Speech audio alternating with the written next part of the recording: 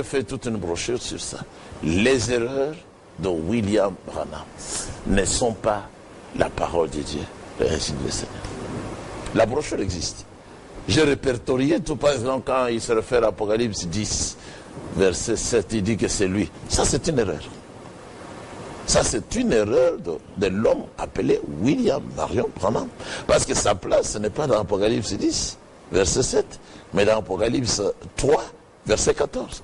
Il était le messager de l'église de la Odyssée.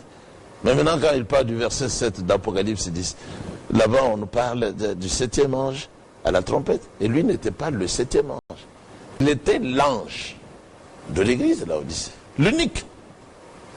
Donc, c'était une erreur. Alors, ceux qui sont dans l'erreur aujourd'hui, tous ces frères-là que vous avez cités, qui se retrouvent être dans l'erreur aujourd'hui, la faute ne leur incombe pas. C'est Branham qui les a conduits dans l'erreur. Non, la faute les incombe parce qu'ils n'ont pas voulu écouter lorsque le Seigneur a commencé à parler avec nous. Pour leur montrer que vous allez vous égarer. Parce que les erreurs même, plusieurs erreurs, Frère Branham les a corrigées au fur et à mesure qu'il recevait les révélations. Il a corrigé le mariage et le divorce du début à la fin. Il a enseigné contrairement à tout ce qu'il avait présenté dans les années passées. Mais que ce soit ses enfants, que ce soit les autres prédicateurs, ils mélangent le tout. C'est pour ça qu'ils sont condamnés. Parce que Branham a corrigé. Il avait fait les déclarations sur les 7 tonnerres, qu'il les connaîtrait. Mais dans le 7e saut, il était surpris lui-même quand le Seigneur lui a dit, même toi tu ne connaîtras pas. Non mais le pasteur, il faut que lui, il a la révélation sur les 7 tonnerres. Hein? Non, moi je les connais, je le connais. Je lui ai posé la question, quand il était encore très jeune. Quelle est la révélation de 7 tonnerres? Il a montré la nuée là.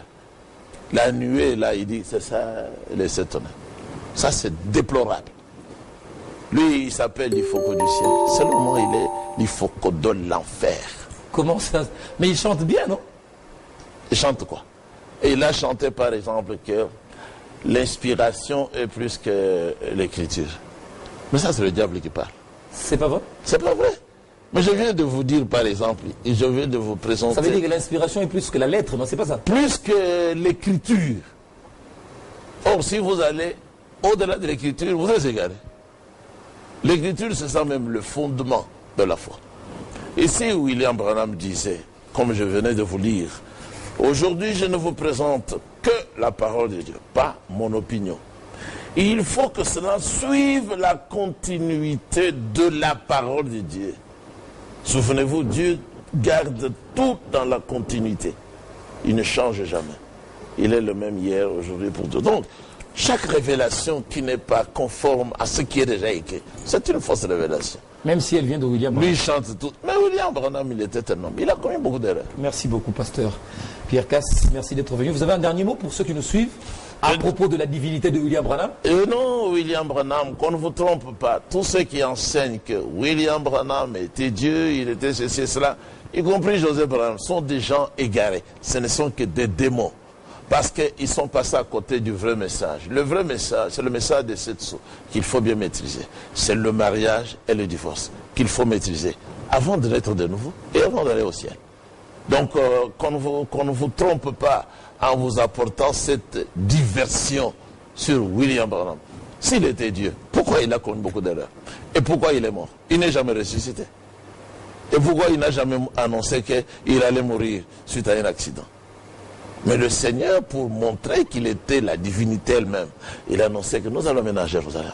Les anciens vont faire souffrir le Fils de l'homme. Ils vont le mettre à mort. 3 jours après, il va revenir. Et il est revenu. William Branham, c'est depuis qu'il est parti. En tant qu'être humain. Son corps est dans la tombe. Merci beaucoup, pasteur Casse. Merci d'être venu.